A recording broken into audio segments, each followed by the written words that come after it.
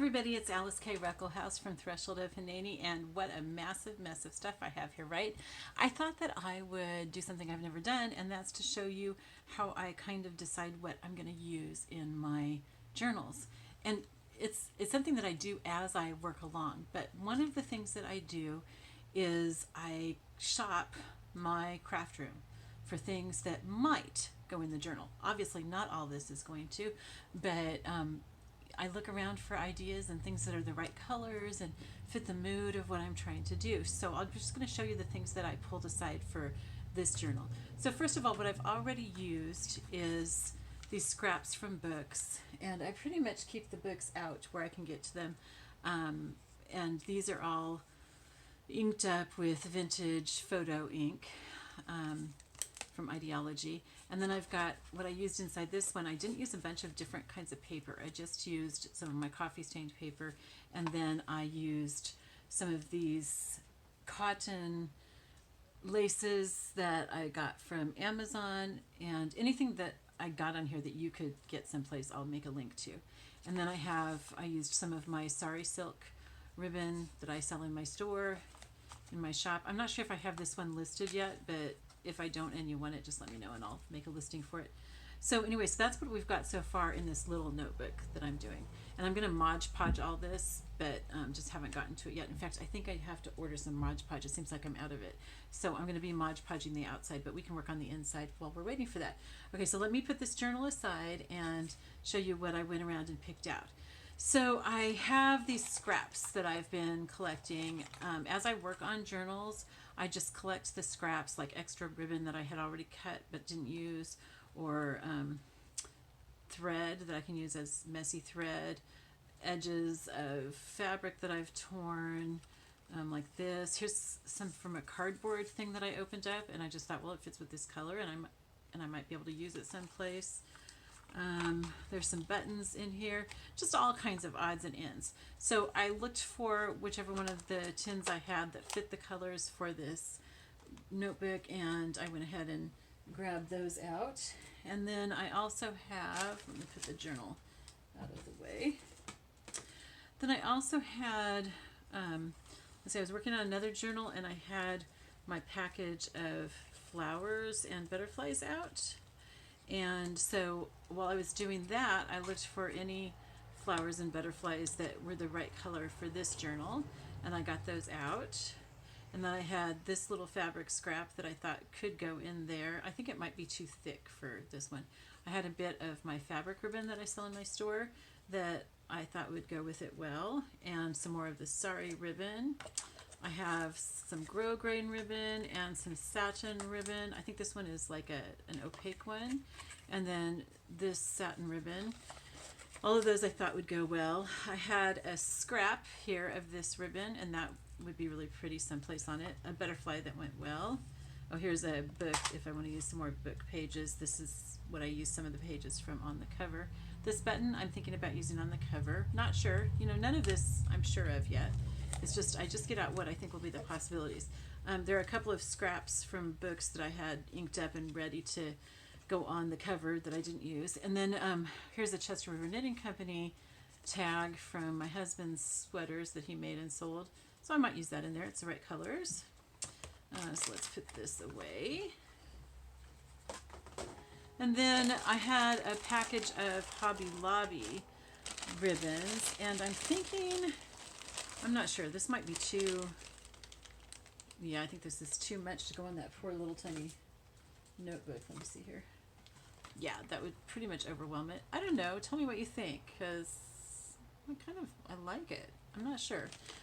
So, and another possibility would be this, you know, make it into a little tassel or something, I'm not sure. Or, ooh, I like this a lot. Now this stuff just ravels like crazy. That's why there's tape at the end of it. And I got all three of these at Hobby Lobby.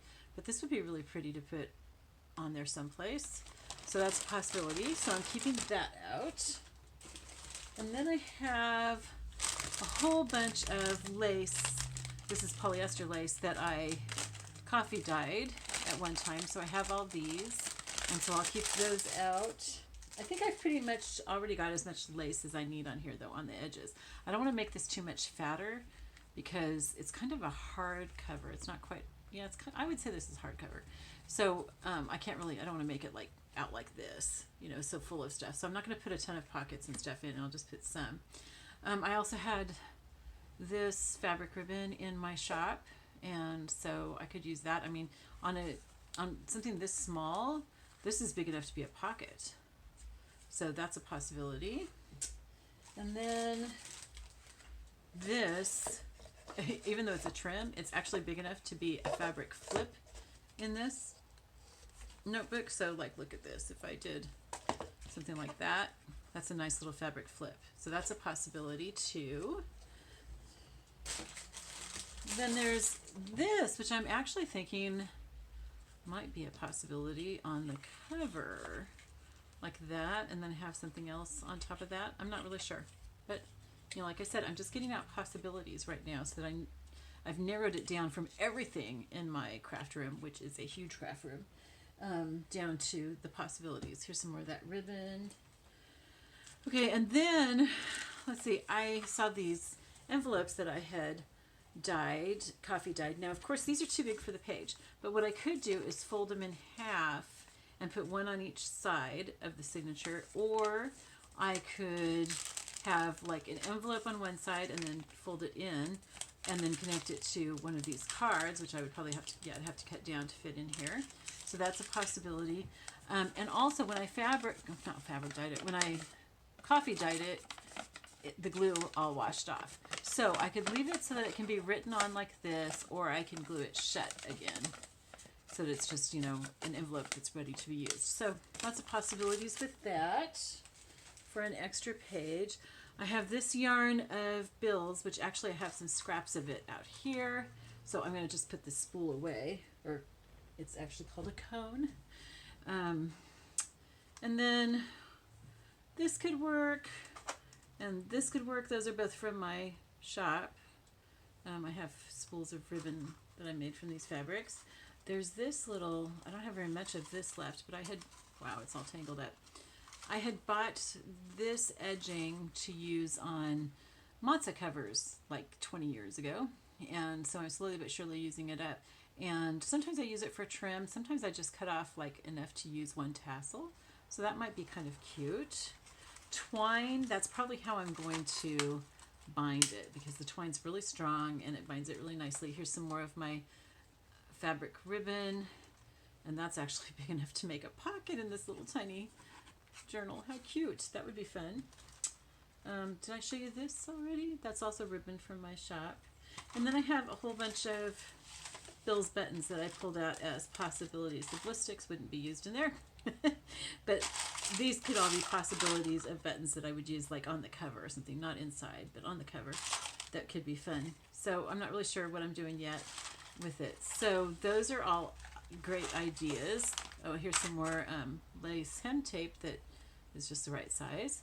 And then I had totally forgotten that I had these until I was shopping through my craft room. I have these craft paper tags that could be used in here too. I mean, they're really big in a small notebook like this. In a regular journal, they're so small, but I use them quite a bit anyway.